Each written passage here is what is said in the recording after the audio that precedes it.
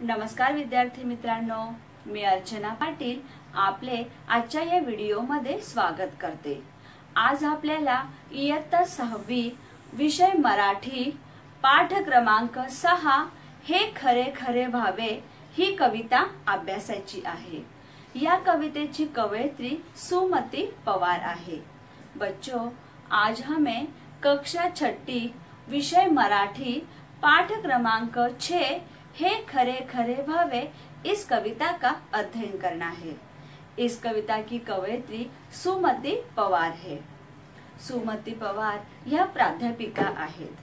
त्या बाल कवयित्री म्हणून प्रसिद्ध आहेत। नाशिक जिल्ह्याच्या साहित्य क्षेत्रातील प्रतिभा संपन्न व्यक्तिमत्व म्हणून त्या परिचित आहेत। निसर्गातल्या रंगांमध्ये त्यांना रंगून जायला अतिशय आवडते। मित्रांनो, ज्याप्रमाणे आपण वेगवेगळ्या कल्पना करत असतो आणि त्या कल्पना खरेच व्हायला हवे असे आपल्याला वाटत असते, तशाच प्रकारे काही कल्पना कवयित्री सुमती पवार यांनी सुद्धा केलेल्या आहेत। आणि ज्याप्रमाणे आपल्याला असे वाटत असते की आपण ज्या कल्पना करत असतो त्या खऱ्या व्हायला हवेत, तशाच कल्पना यांनी ज्या कवितेमध्ये केलेल्या आहेत त्यांना सुद्धा वाटत आहे की त्या कल्पना खऱ्या व्हायला हवेत। मग प्रस्तुत कवितेमध्ये त्यांनी कोणकोणत्या कल्पना केलेल्या आहेत आणि त्या कल्पना खऱ्या व्हायला हवेत याचेच वर्णन त्यांनी हे खरे खरे व्हावे या कवितेत केलेले आहे। बच्चों, इस कविता में कवयित्री सुमती पवार इन्होंने कुछ कल्पना की है। जिस तरह से हम कल्पना करते हैं और हमें लगता है कि हम जो कल्पना करते हैं वो सच होना चाहिए, ठीक उसी तरह से कवयित्री सुमती पवार उन्हें भी यही लगता है कि मैं जो कल्पना करती हूँ वो कल्पना सच होना चाहिए। तो इस कविता में उन्होंने जो कल्पना की है उसी कल्पना का वर्णन उन्होंने इस कविता में किया है। आपण सर्वजण त्या कल्पना पाहूया। सर्वात अगोदर मी या कवितेचे गायन करते। तुम्ही सर्वांनी इकडे लक्ष द्यायचे आहे आणि तसेच गाण्याचा प्रयत्न करायचा आहे। त्या होत स्वार मी अवकाशी विहरावे, हवेवरी त्या होत स्वार मी अवकाशी विहरावे, मनात माझ्या नेहमी येते मी पक्षी व्हावे, मनात माझ्या नेहमी येते मी पक्षी व्हावे, दवबिंदू हो उणे पहाटे गवतावर उतरावे, दवबिंदू हो उणे पहाटे गवतावर उतरावे, सूर्यप्रकाशे वाप होणे पुन्हा पुन्हा परतावे, सूर्यप्रकाशे वाप होणे पुन्हा पुन्हा परतावे, क्षितिजावरचे गडद रंग मी ढग होणी झुलावे, क्षितिजावरचे गडद रंग मी ढग होणी झुलावे, भरारणारा होऊन वारा चंद्राशी खेळावे, भरारणारा होऊन वारा चंद्राशी खेळावे, धुक्या परी मी अलगद अलगद धरणीवर उतरावे, धुक्या परी मी अलगद अलगद धरणीवर उतरावे, अवघे जग झाकुणी तयाला मिश्किलतेने पहावे, अवघे जग झाकुणी तयाला मिश्किलतेने पहावे, ऊर्जेचा तो स्रोत सूर्य मी अगदी जवळून पहावा, ऊर्जेचा तो स्रोत सूर्य मी अगदी जवळून पहावा, काळोखाला चिरत चिरत मी सूर्य किरण व्हावा, काळोखाला चिरत चिरत मी सूर्य किरण व्हावा, निसर्गातल्या रंगांमध्ये मी रंगून जावे, निसर्गातल्या रंगांमध्ये मी रंगून जावे, भास नको मज तुम्हा सांगतो हे खरे खरे व्हावे, भास नको मज तुम्हा सांगतो हे खरे खरे व्हावे, हवेवरी त्या होत स्वार मी अवकाशी विहरावे, हवेवरी त्या होते स्वार मी अवकाशी विहरावे, मनात माझ्या नेहमी येते मी पक्षी व्हावे, मनात माझ्या नेहमी येते मी पक्षी व्हावे। अशा प्रकारे आपण कवितेचे गायन केलेले आहे। आता आपण कवितेचा अर्थ पाहूया। हवेवरी त्या होत स्वार मी अवकाशी विहरावे, मनात माझ्या नेहमी येते मी पक्षी व्हावे। आपण सर्वात अगोदर या 4 ओळीतील काही शब्दार्थ पाहूया। स्वार होणे बसणे, विहरणे आकाशात उडणे। मित्रांनो, या 4 ओळींमध्ये कवयित्री आपल्याला सांगू इच्छित आहे की हवेवर स्वार होऊन कवयित्रीला आकाशामध्ये विहार करायचा आहे, आकाशामध्ये संचार करायचा आहे, त्यांना आकाशात फिरायचे आहे। आकाशात फिरण्यासाठी ते हवेवर स्वार होऊन आकाशात फिरणार आहे। त्याचबरोबर त्यांच्या मनामध्ये येथे एक कल्पना येत आहे। त्यांना असे वाटत आहे की मी आता पक्षी व्हायला हवे, पक्षी होऊन पूर्ण आकाशामध्ये मुक्त संचार करायला हवा। म्हणून त्या सांगत आहे की माझ्या मनामध्ये नेहमी असे येते कि मैं आता पक्षी व्हायला हवे। बच्चों, इस 4 लाइन में हमें कवयित्री ये बताना चाहती है, हमें कवयित्री ये यहाँ पे कहना चाहती है कि मैं अब क्या करना चाहती हूँ। हवे पे, हवा मतलब वारा या पवन, हवे पे सवार होकर मतलब हवे पे बैठ के मैं पूरे आकाश में, पूरे गगन में मैं घूमना चाहती हूँ, पूरे गगन में मैं घूमूंगी। साथ ही साथ वो ये भी कहते हैं कि उनके मन में ये कल्पना आ रही है कि मुझे अभी पंछी बनना है और पंछी बनकर पूरे आकाश में घूमना है। इस तरह से उन्होंने अपनी पहली कल्पना यहाँ पर कही है। कौन सी कल्पना है? पंछी बनने की कल्पना है। आता आपण पुढे पाहूया। दवबिंदू हो उणी पहाटे गवतावर उतरावे, सूर्यप्रकाशे वाफ होऊनी पुन्हा पुन्हा परतावे। आपण सर्वात अगोदर या कडव्यातील काही शब्दार्थ पाहूया। दवबिंदू जलबिंदू, पहाट सकाळ। मित्रांनो, दवबिंदू, आपण आता दवबिंदू या शब्दाचा अर्थ पाहिला। दवबिंदू म्हणजेच जलबिंदू। आता आपण पाहतो की सकाळी सकाळी थंडीच्या दिवसांमध्ये झाडांवर, पानांवर, झाडांच्या वेलींवर, फुलांवर आपल्याला छोटे छोटे पाण्याचे थेंब दिसतात। आपण जे छोटे छोटे पाण्याचे थेंब पाहतो त्यांनाच आपण दवबिंदू असे म्हणतो। आता इथे कवयित्री आपल्याला काय सांगत आहे की आता मला काय बनायचे आहे? दवबिंदू। आता कवयित्री येथे दवबिंदू होऊन पहाटे, पहाटे म्हणजे एकदम सकाळी सकाळी दवबिंदू होऊन ती गवतावर उतरणार आहे। म्हणजेच त्यांना दवबिंदू होऊन गवतावर उतरायचे आहे। गवतावर उतरल्यानंतर जेव्हा सूर्य बाहेर येतो, जेव्हा सूर्याचे प्रकाश येते, जेव्हा सूर्यकिरणे येतात, तेव्हा पुन्हा ह्या दवबिंदूंची वाफ होऊन मला काय करायचे आहे? पुन्हा पुन्हा परतावे, परत मला दुसरीकडे जायचे आहे। येथे अशी आपल्याला कवयित्री कल्पना सांगत आहे। बच्चों, हमें इसमें क्या बताना चाहती है कवयित्री? वो कहना चाहती है कि सुबह सुबह मैं जलबिंदु बनकर गवत के ऊपर, घास के ऊपर उतरना चाहती हूँ।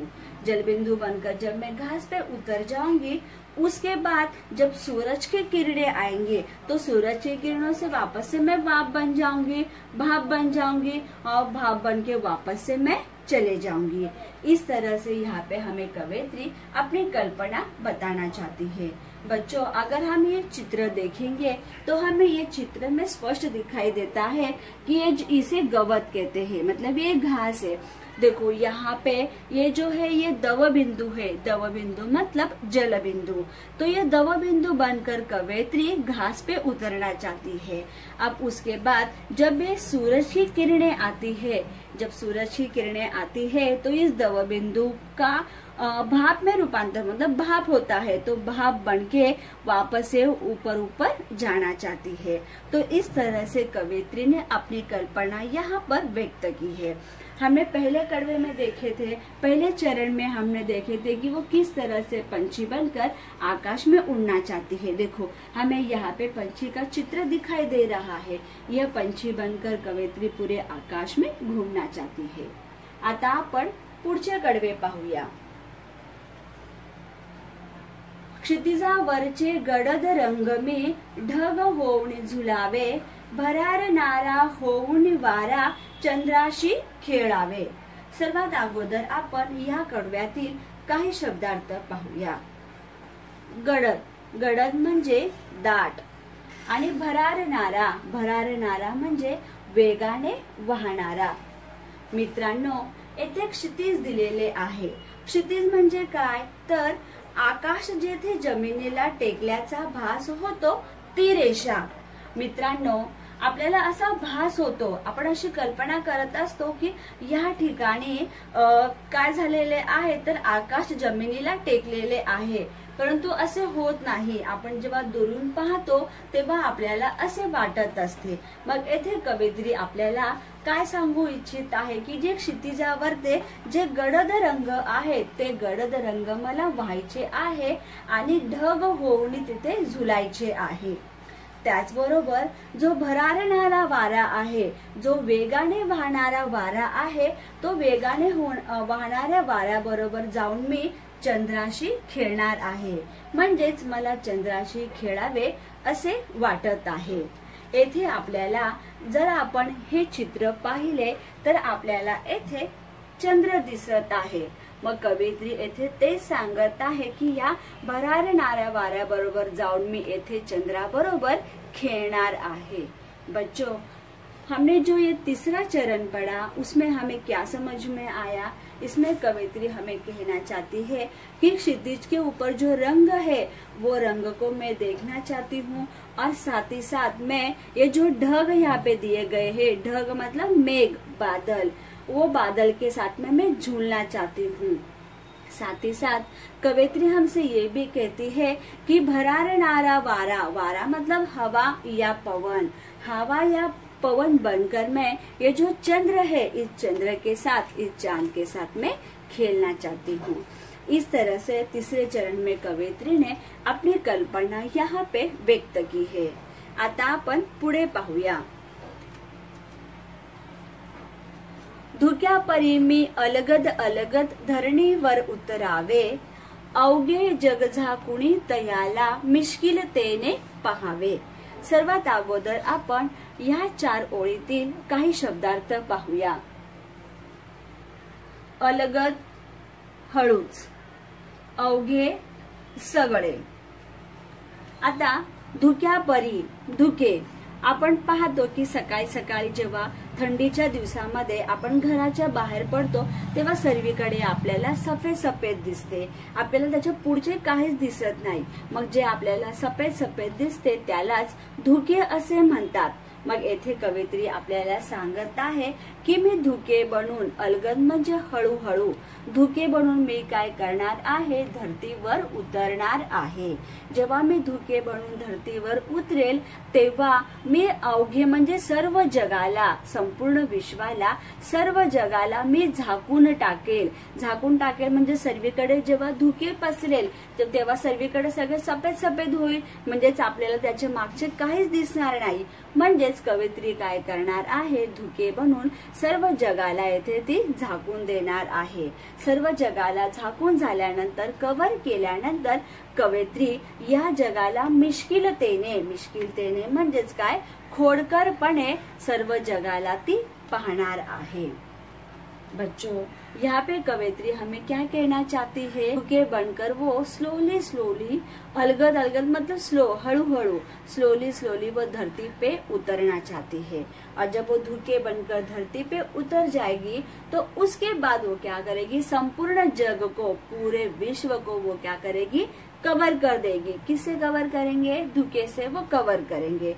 जब धुके से वो कवर करके हो जाएगा तो उसके बाद खोड़कर पना, जैसे आप लोग भी मस्ती करते हुए कुछ चीजों को देखते हैं, मस्ती करते हैं, ठीक उसी तरह से कवयित्री भी यहाँ पर क्या करेंगे, खोड़कर पनाने, मस्ती करके इस पूरे जग को वो देखेंगे।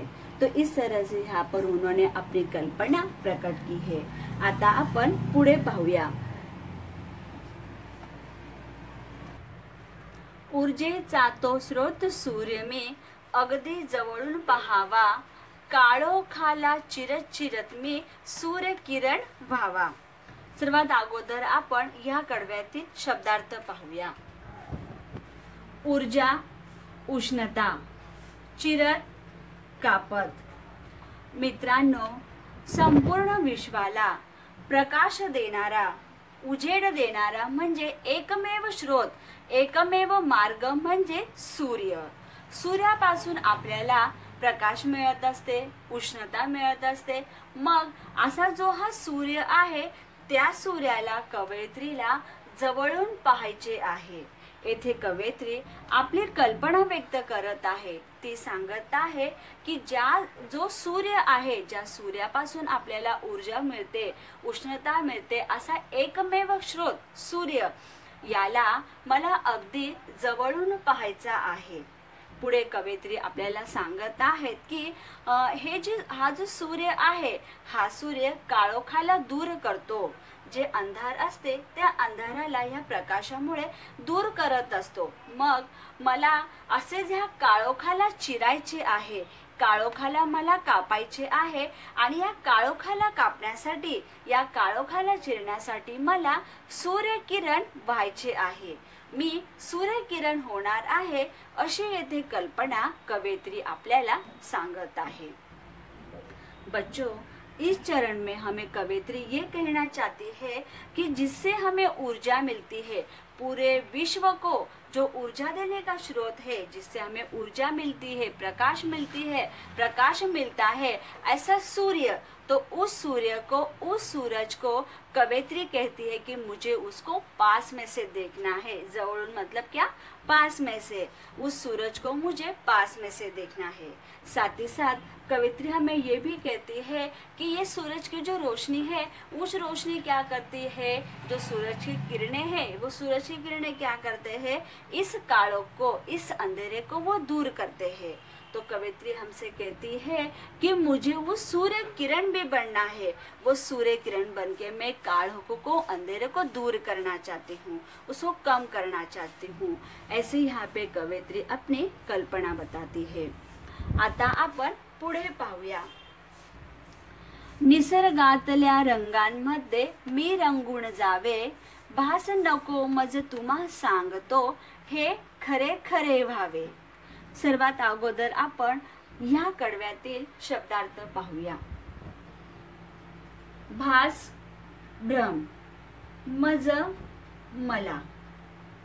मित्रांनो, आपण पाहतो की निसर्गामध्ये अनेक रंग असतात आणि आपण त्या रंगांमध्ये रममाण होऊन जातो, आपण त्या रंगांचा आनंद घेत असतो।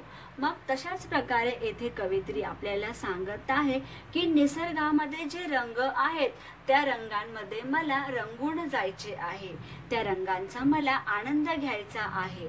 आणि कवयित्री आपल्याला पुढे सांगत आहे की हे भास नको, म्हणजे हा तुम्हाला भ्रम नको, मज तुम्हा सांगतो, मी तुम्हा सर्वांना सांगू इच्छित आहे की हा भास नाहीये, हा भ्रम नाहीये, हे खरेच व्हायला हवे। मी इथे ज्या कल्पना मांडलेल्या आहेत, त्या सर्व कल्पना माझ्या खऱ्या व्हायला हव्यात। मला निसर्गाच्या रंगांमध्ये रंगून जायचे आहे। अशा प्रकारे येथे कवयित्री आपल्या कल्पना मांडत आहे किंवा आपल्या कल्पना सांगत आहे। बच्चों, हमारा निसर्ग अलग अलग रंगों से भरा है। तो यहाँ पे कवयित्री हमें भी यही कहना चाहती है कि निसर्ग में जो अलग अलग रंग है, उस अलग अलग रंग में मैं रमना चाहती हूँ। साथ ही साथ कवयित्री हमें ये भी कहती है कि ये सब भ्रम, आप लोगों को ये सब भ्रम नहीं होना चाहिए।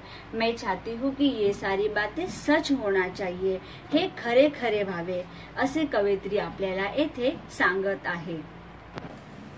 अशा प्रकारे कवयित्री सुमती पवार यांनी आपल्या मनात येणाऱ्या विविध कल्पना या कवितेत मांडलेल्या आहेत। बच्चों, इस तरह से सुमती पवार, इस कवयित्री ने उनके मन में जो कल्पना आती है, उस कल्पना को उन्होंने इस कविता में प्रकट किया है। अब आपको क्या करना है, फलक पे जो कविता लिखी है और जो शब्दार्थ लिखे गए हैं उस कविता को और शब्दार्थों को अपनी बुक में लिखना है। और जिस दिन हमारा ग्रुप ओपन होता है मतलब शुक्रवार और शनिवार, उस दिन आपने जो आपकी बुक में स्वाध्याय किया है उसको ग्रुप में भेजना है। धन्यवाद बच्चों, मिलते हैं हम अगले वीडियो में।